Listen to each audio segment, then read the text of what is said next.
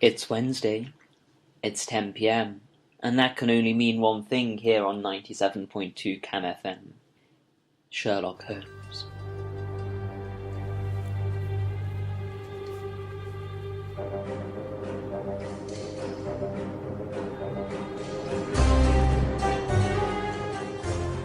This time, Wednesday really has become Thursday, which as ever can only mean one thing here on Cam FM 97.2.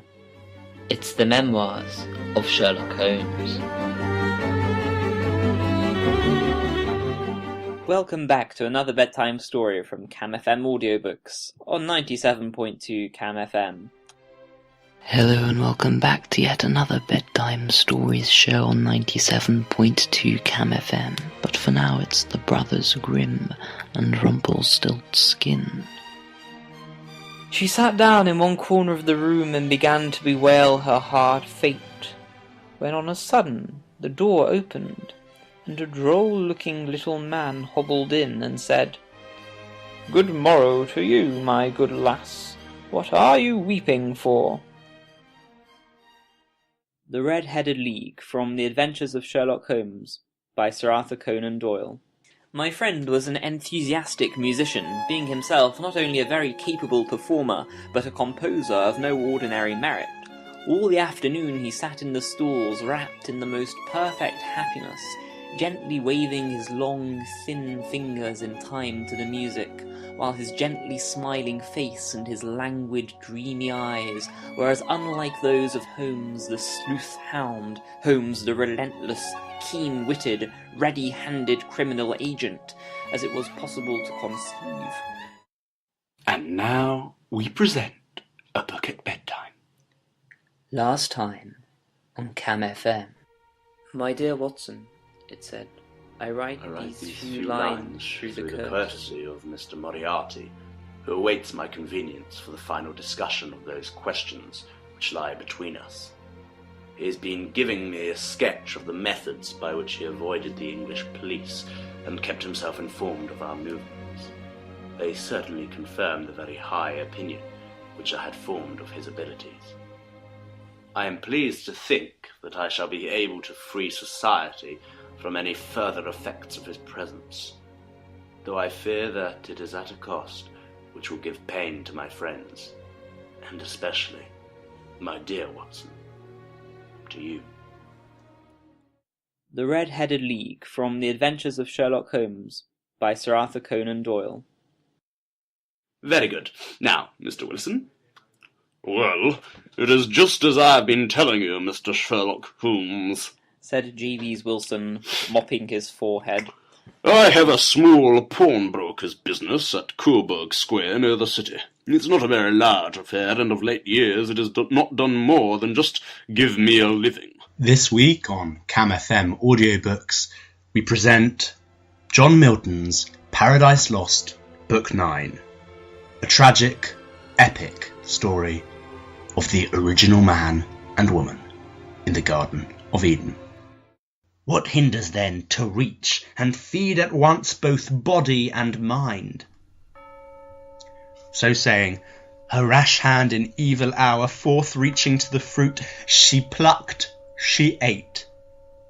Earth felt the wound, and nature from her seat sighing through all her works gave signs of woe that all was lost. Back to the thicket slunk the gily serpent, and well might, for Eve intent now wholly on her taste, naught else regarded such delight till then as seemed in fruit she never tasted, whether true or fancied so, through expectation high of knowledge, nor was godhead from her thought. Greedily she engorged without restraint, and knew not eating death. Now here's a prose poem for you. If you send a message saying what is unusual about it, we may give you an on-air mention next week. Mr. Morrison's Marrow Mash. Mellifluous Melissa mumbled mindlessly, making Mr. Morrison's mashed marrow. A special shout-out also to Chris for his successful identification of the uniqueness of last week's additional poem. Until next time here on Cam FM 97.2, have a very good week. Good night.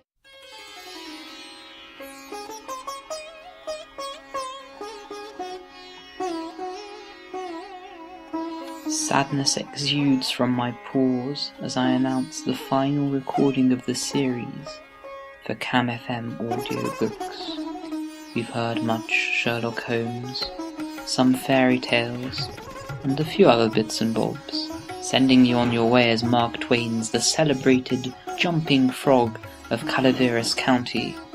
But first, it's Rudyard Kipling's short story Rikki Tikki Tavi from the Jungle Book.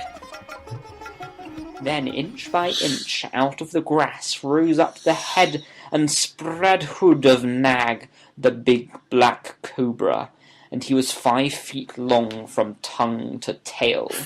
When he had lifted 1/3 of himself clear of the ground, he stayed balancing to and fro, exactly as a dandelion tuft balances in the wind, and he looked at Rikki Tikki with the wicked snake's eyes that never change their expression, whatever the snake may be thinking of. "Who is Nag?" said he. "I am Nag." Then he jumped. The head was lying a little clear of the water jar, under the curve of it, and as his teeth met, Rikki braced him back against the bulge of the red earthenware to hold down the head. This gave him just 1 second's purchase, and he made the most of it. Then he was battered to and fro as a rat is shaken by a dog, to and fro on the floor, up and down and around in great circles. But his eyes were red, and he held on as the body cart whipped over the floor. You've been listening to Books at Bedtime on Cam FM 97.2. Read by Eliot Cohen and Robert Cook. Have a great night's sleep, and see you next week.